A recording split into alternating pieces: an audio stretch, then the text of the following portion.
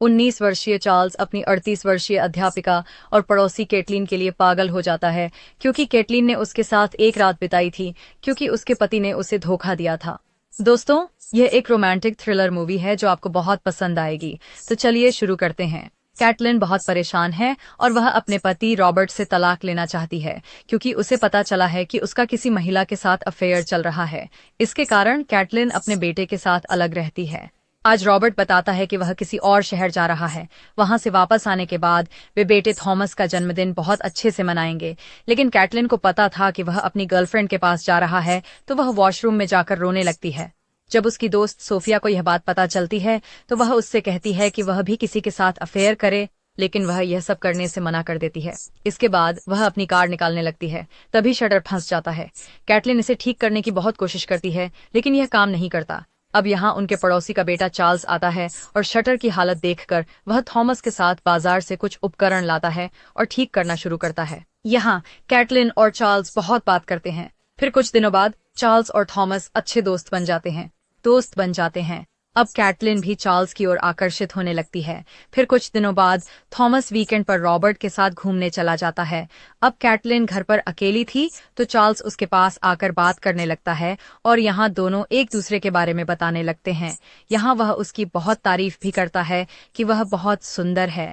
Caitlin को भी यह सुनकर बहुत अच्छा लगता है। रात को सोने से पहले वह खिड़की से चार्ल्स को देखती है जो कपड़े बदल रहा होता है, लेकिन चार्ल्स उसे देख लेता है। फिर अगली रात कैटलिन अकेले शराब पी रही होती है। तब चार्ल्स उसे अपने घर में मदद करने के लिए बुलाता है पकाने। अब दोनों साथ में खाना पकाते हैं और फिर रात के खाने के दौरान बहुत बातें करते हैं। अब यहाँ चार्ल्स कैटलिन को बताता है कि उसे वह पसंद है और पिछली रात उसने भी खिड़की से उसे देखा था, तो इसका मतलब है कि वह उसे भी पसंद करती है। यह सुनकर कैटलिन यहाँ से जाने लगती है, लेकिन वह उसे रोकता है और उसे चूमने लगता है। अब वह भी नहीं रुक पाती खुद, तो दोनों रोमांस करने लगते हैं। फिर अगली सुबह जब कैटलिन जागती है तो उसे महसूस होता है कि उसने अपने पति के साथ धोखा किया है एक वन नाइट स्टैंड के द्वारा। चार्ल्स उसे समझाने की कोशिश करता है कि इसमें कुछ गलत नहीं है, लेकिन जब वह नहीं मानती तो चार्ल्स गुस्से में अपना हाथ घायल कर लेता है। कैटलिन उसकी इस हरकत को देखकर स्तब्ध हो जाती है, लेकिन उसने अपनी गलती समझ ली थी, इसलिए वह रॉबर्ट को माफ कर देती है और उसे साथ रहने के लिए कहती है। उनका रिश्ता थोड़ा बेहतर हो सके, लेकिन चार्ल्स बहुत जलन महसूस करता है रॉबर्ट को कैटलिन के साथ देखकर। वह थॉमस को उसके पिता के खिलाफ भड़काने भी लगता है कि उसके पिता धोखा दे रहे हैं उसकी माँ, लेकिन कैटलिन को इस बारे में पता चल जाता है। फिर वह थॉमस से कहती है कि चार्ल्स से दूर रहें। रात में जब चार्ल्स कैटलिन और रॉबर्ट को रोमांस करते हुए देखता है तो वह बहुत गुस्सा हो जाता है। अगले दिन वह कैटलिन से कहता है कि रॉबर्ट से दूर रहें, लेकिन वह कहती है कि रॉबर्ट उसका पति है। लेकिन इसके बाद चार्ल्स शुरू करता है ब्लैकमेल कर रहा है। वह कॉलेज में उस पर जबरदस्ती करता है और बहुत सारी तस्वीरें कक्षा में चिपका देता है, लेकिन कैटलिन समय पर पहुंच जाती है और सभी तस्वीरें कक्षा से छुपा देती है और उसे कॉलेज से निकाल देती है।